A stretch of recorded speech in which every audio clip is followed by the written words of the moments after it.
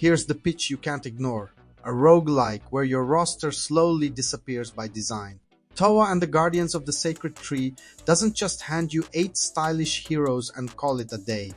It asks you to care about them, then spend them. That premise is spicy. The question is whether the loop underneath keeps pace or turns into busywork with great hair and a legendary soundtrack. Context first, so we're skating on clean ice. Developed by Brownies, published by Bandai Namco, released September 19, 2025 on PS5, Xbox Series XS, PC and Switch. It's isometric action with short, self-contained runs, local and online co-op, and a score by Hitoshi Sakimoto that absolutely clears the bar. Across reviews, the split is loud.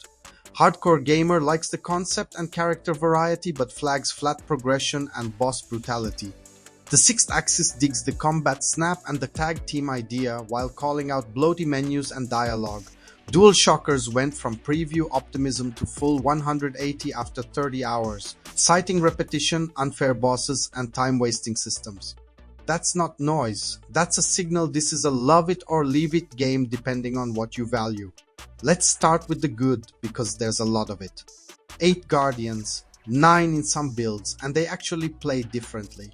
You've got ranged zoners like Mutsumi and Koro who fling pain from a distance, up-close maulers like Rekka and Nishiki who turn encounters into blender mode, and a universal control scheme that keeps switching painless.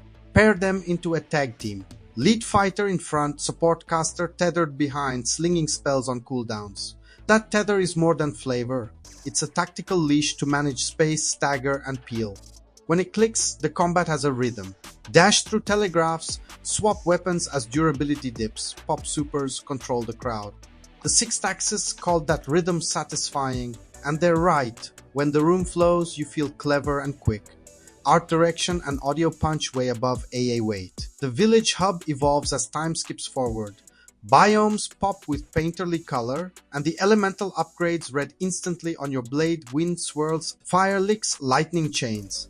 Sakimoto's score does what he always does, gives even small rooms that this matters lift. Voice works strong across the board.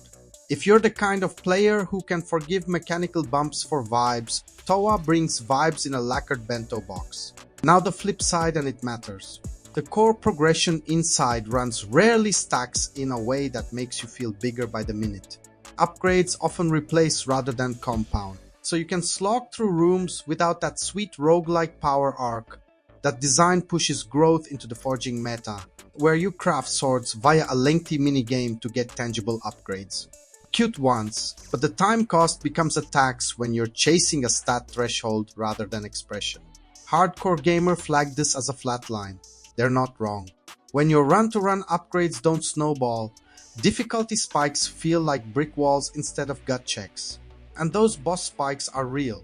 Rooms between bosses tend to repeat patterns, same enemy types, same AoE telegraphs, same mini-bosses rotating through.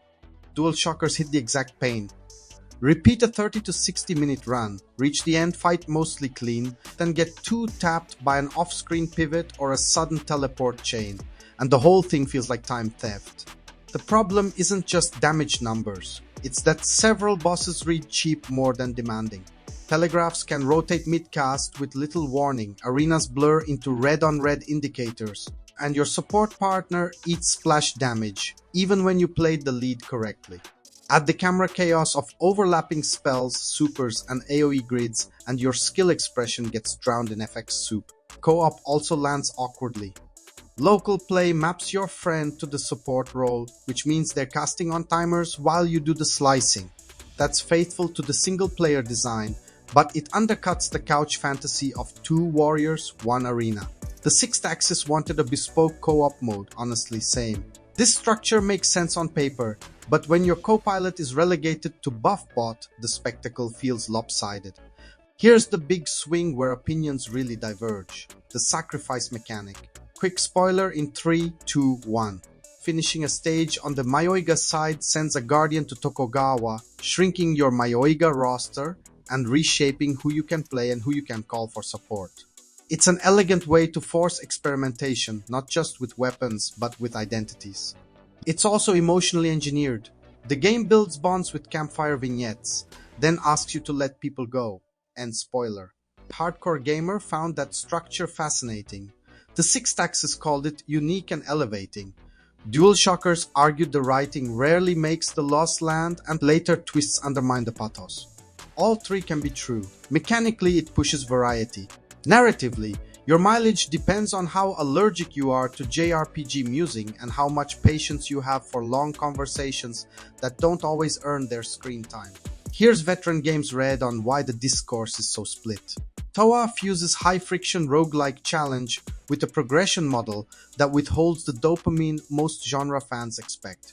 If you come for the experiment, roster attrition as story, tag team flow as combat, you can forgive the repetition and treat the forge as ritual. If you come for a Hades-style crescendo where every room inflates your build into a small god, the replacement instead of stacking system will feel like the designer standing between you and fun with clipboards. It's the friction between a cool thesis and a conservative loot curve. There are band-aids. Amulets let you bias room spawns. Difficulty options soften the spikes. And the weapon swap, designed to force rhythm, can be gamed if you want to keep a favorite move in rotation, which is either a mercy or a design leak depending on your religion. But none of that addresses the heart of the criticism.